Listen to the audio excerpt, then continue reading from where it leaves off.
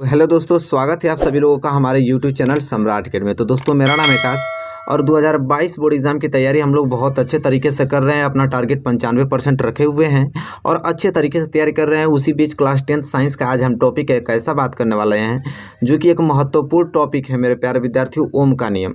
ओम का नियम मैं आपको बता दूँ कि 4 नंबर का पूछता है। कितने नंबर का? 4 नंबर का। डायरेक्ट पूछेगा कि ओम का नियम बताइए। 4 नंबर का पूछता था। क्यों ना मेरे प्यारे विद्यार्थियों 4 नंबर आज से ही क्लियर कर लिया जाए और आज से ही करना पड़ेगा, क्योंकि देखिए टारगेट 95%। केवल विज्ञान ही तो नहीं पढ़ना, हमको सारी चीज़ें कवर करना है, सभी विषयों पर फोकस करना है, समझ रहे हैं। सभी विषयों के सारे इंपॉर्टेंट टॉपिक को कवर करना है। 95% हलवा थोड़ी है, उसके लिए आपको स्ट्रगल करना पड़ेगा। स्ट्रगल मैं आपके साथ हूँ, आपको मैं कराऊंगा। तो ओम के नियम इस वीडियो में आप जानने वाले हैं बेहतरीन तरीके से। अब तक आपको कुछ नहीं समझ में आ रहा, इतना शॉर्ट मेथड से मैं बताऊँगा कि क्लियरली आपके दिमाग में बैठ जाएगा, छप जाएगा, आजीवन छप जाएगा। ठीक है, तो ओम का नियम। तो चलिए मेरे साथ बने रहिए और चैनल पे नए हैं तो चैनल को सब्सक्राइब करिए। ज़्यादा से ज़्यादा लोग जुड़ेंगे तो ज़्यादा से ज़्यादा अच्छी तरीके से तैयारी, हमें हौसला बढ़ेगा, हम अच्छे से पढ़ाएंगे आप लोगों को। ठीक है, तो चलिए फिलहाल ओम के नियम की तरफ बढ़ते हैं। देखिए मेरे प्यारे विद्यार्थियों, बहुत ही ज़्यादा ईजी है और बहुत ईजी वे में आप लोगों को बताने वाला हूँ। जैसे आप देख रहे हैं ओम का नियम, देखिए प्यारी शेडिंग, ब्लैक कलर से आपको प्यारी शेडिंग डालना है। ओम का नियम इसमें लिखना है आपको कि ओम के नियमानुसार, जो ओम नियम दिए थे कि ओम के नियमानुसार, मतलब कि ओम का नियम कहता क्या है। ठीक है, तो ओम के नियमानुसार इसको ब्लैक पेन से यहाँ पे कामा लगा करेंगे तो बहुत खूबसूरत दिखेगा। हाईलाइटेड कुछ ऐसे पॉइंट है जिसको हाईलाइटेड करके लिखना आपको। तो ओम के नियमानुसार जब किसी चालक में भौतिक अवस्थाएं ताप, दाब आदि समान रहे तो किसी चालक में प्रवाहित होने वाली धारा उनके सिरों के बीच विभवांतर के समानुपाती होता है। बस इतना ही चीज़ आपको याद करना है मेरे प्यारे विद्यार्थियों। अब ये क्या है, सब कुछ मैं आपको बताने वाला हूँ। कह रहा है कि जब किसी चालक में, कोई चालक में जो उसकी भौतिक अवस्था होगा, वहाँ पर उस भौतिक अवस्था जो उसका ताप होगा, टेम्परेचर होगा, प्रेशर होगा, टेम्परेचर जो प्रेशर है वो क्या रहे, समान रहे। तो किसी चालक में अगर वो समान रहेगा ना, तो किसी चालक में प्रवाहित होने वाले उनके सिरों के बीच के जो विभवांतर के क्या होता है, समानुपाती होता है। अभी आपको सारी चीज़ें क्लियर होगा। अभी जस्ट बताऊंगा ना, सारी चीज़ें क्लियर हो जाएगा। ये तो आपकी परिभाषा है ना, आप परिभाषा 1-2 बार पढ़ लीजिए, आप याद कर लीजिए। अब ये चीज़ कहना क्या चाहता है अभी मैं बताता हूँ आप लोगों को। ठीक है, कह रहा है कि जब किसी चालक में भौतिक अवस्थाएं जिनकी ताप, दाब आदि समान रहे तो किसी चालक में प्रवाहित होने वाली जो धारा है उनके सिरों के बीच विभवांतर के समानुपाती होता है।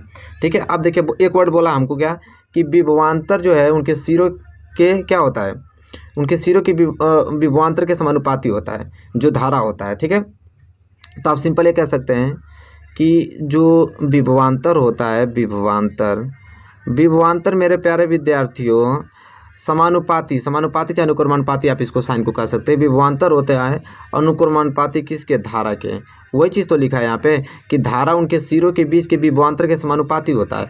तो विभवांतर जो है वह आपका समानुपाती हो गया किसके, धारा के। ठीक है, क्लियर। विभवांतर को हम किससे डिनोट करते हैं मेरे प्यारे विद्यार्थियों, वी से। किससे डिनोट करते हैं, वी से करते हैं। ठीक है, और यहाँ पे आपका समानुपाती का साइन लगा देंगे। धारा को हम किससे, स्मॉल आई से डिनोट करते हैं। तो वी समानुपाती आई हो गया। यहाँ तक तो क्लियर बना। अब करना पड़ता है मुझे प्यारे विद्यार्थियों कि जो आपको विभवांतर समानुपाती दिखाई दे रहा है ना, इस समानुपाती के चिन्ह को हटाने के लिए हमें एक नियतांक जोड़ना पड़ेगा। नियतांक कैसे होगा, तो वी बराबर यहाँ पे हम लोग लिखेंगे आर आई। क्या लिखेंगे, आर आई। वी बराबर क्या लिखेंगे, आर आई। अब मेरे प्यारे विद्यार्थियों आप कहेंगे कि वी बराबर आर आई क्यों, तो आर जो है ना मेरे प्यारे विद्यार्थियों, आर यहाँ पे क्या है, जो आर हम लिखे हैं यह स्थिरांक लिखे हैं।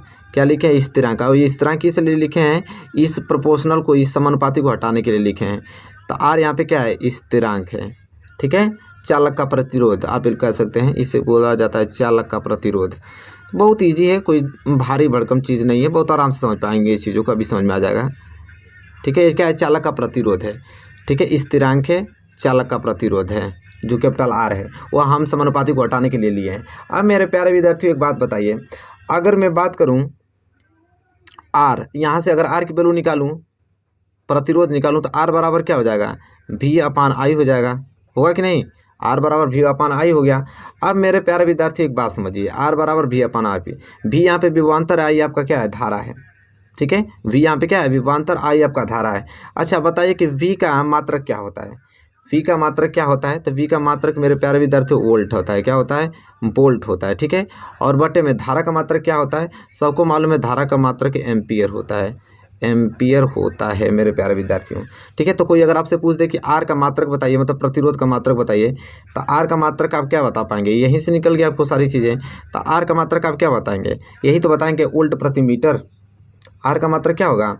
वोल्ट प्रति एम्पियर, सॉरी वोल्ट प्रति एम्पियर। और वोल्ट प्रति एम्पियर को हम कहते हैं ओम से डिनोट करते हैं। ठीक है, तो आर का मात्रक कोई पूछे तो आप क्या कहेंगे? ओम। क्या कहेंगे? ओम। इसका साइन इस प्रकार बनाया जाता है, आप लोग भी जानते हैं। ठीक है, तो आर का मात्रक कोई पूछे तो ओम। देखिए विकल्पीय में आता भी है कि बताइए प्रतिरोध का मात्रक, तो प्रतिरोध का मात्रक ओम। ठीक है, तो यह टॉपिक आपको यहाँ तक क्लियर हुआ। अब देखिए आगे की बात कर लेते हैं। परिभाषा कैसे, आप सारी चीज़ों को परिभाषा पूछता है, सारी परिभाषाएं बना लेंगे यहीं से।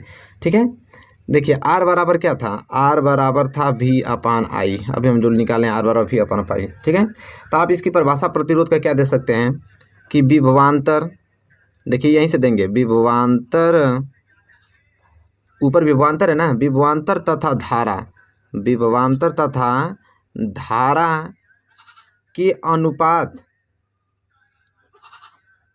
विभवांतर तथा धारा, देखिए विभवांतर तथा धारा का अनुपात ही तो है V अपान आई। तो विभवांतर तथा धारा के अनुपात प्रतिरोध के बराबर होता है।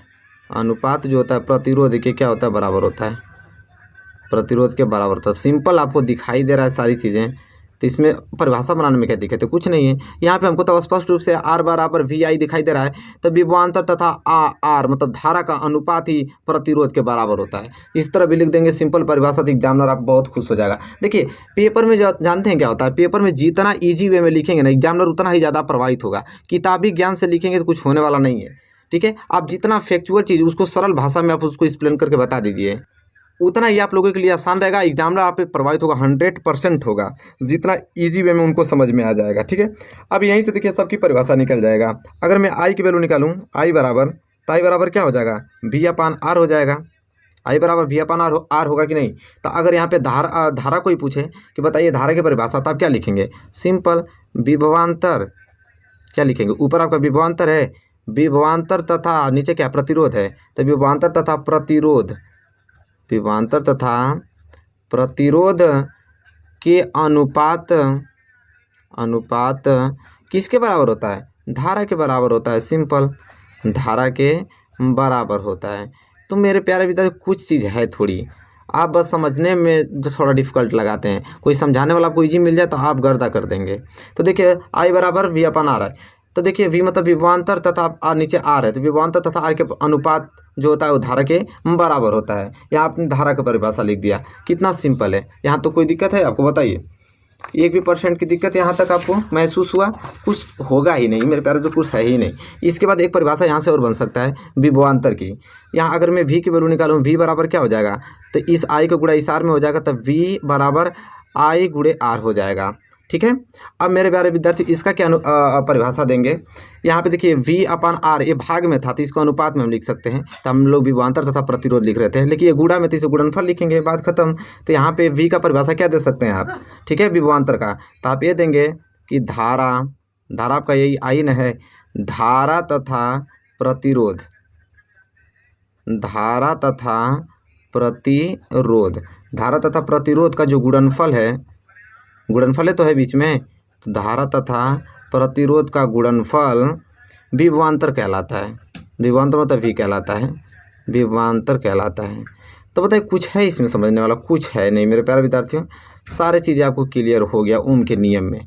ठीक है, तो धारा तथा प्रतिरोध का गुणनफल जो होता है विभवांतर कहलाता है। तो इस प्रकार मेरे प्यारे विद्यार्थी ओम के नियम आप सब कुछ समझ में आ गया। ओम का नियम क्या कहता है कि जब किसी चालक में भौतिक अवस्थाएं ताप दाब आदि समान रहे, तो किसी चालक में प्रवाहित होने वाली जो धारा होती है उनके सिरों के बीच, जो उनके यहाँ पे कोई प्रवाहित होने वाली धारा जो है, यहाँ पे कोई धारा प्रवाहित हो रही है, तो उनके सिरों के बीच जो विभवांतर होगा V होगा, वो अनुक्रमानुपाती होगा किसके? उसके धारा के, V अनुक्रमानुपात I होगा। तो क्या करना है, कुछ तो नहीं था मेरे प्यारे विद्यार्थियों, इतना इजी टॉपिक है, आप अच्छे तरीके से समझ के 4 नंबर कहीं गया है? कहीं नहीं, आराम से आप इसको लिख सकते हैं। ठीक है। तो आई होप आपको ये क्लियर हो गया होगा मेरे वीडियो में आप लोगों को ये सारी चीज़ों का नियम। वीडियो अगर पसंद आया हो दोस्तों तो प्लीज़ लाइक कीजिए, और चैनल पे अगर आप नए हैं तो चैनल को सब्सक्राइब कीजिए, साथ ही साथ बेल आइकन को प्रेस कीजिए। बेल आइकन प्रेस करने का मतलब समझते हैं, जो घंटी होती है उसको दबाएंगे तो मतलब जैसे वीडियो में अपलोड करूँगा ना, सबसे पहले नोटिफिकेशन आप तक पहुँचेगा। उस चीज़ को आप पहले याद करोगे। आप फ्रेंड यहाँ शेयर कीजिए ताकि आपके फ्रेंड भी 2022 बोर्ड एग्जाम में टारगेट उनका 95% है, उतना अच्छे से मैं तैयारी कराऊंगा, मैं वादा करता हूँ आप लोगों से, ठीक है। चलिए मिलेंगे एक प्यारे से नेक्स्ट वीडियो में, तब तक के लिए धन्यवाद।